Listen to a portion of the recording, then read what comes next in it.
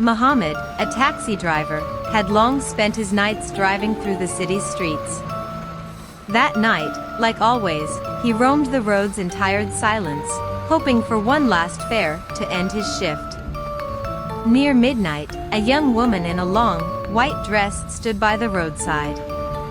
He stopped, and without a word, she got in. He asked her where she was headed, but the woman, with a calm, almost lifeless voice, simply said, "To my home." She gave him directions, and they drove in silence. As he glanced in the rearview mirror, an uneasy feeling crept over him. She seemed distant, pale. Yet he said nothing. As they drove further, he noticed the air inside the car growing colder, heavier, and a strange damp smell began to fill the cab. He wanted to ask if she was okay, but when he looked in the mirror again, she was gone.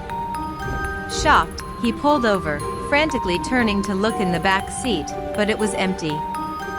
Maybe he was imagining things, he thought.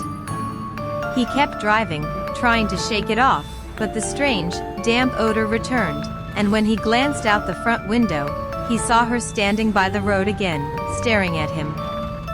This time, her face was void of life, her eyes hollow, black. In pure terror, he started the car and sped off, yet he couldn't escape the feeling of her cold gaze. He drove until sunrise in fear and panic, but ever since that night, each time he drives down the empty roads, he catches a glimpse in his rearview mirror, a faint, white shadow staring at him, never seeming to want to let go.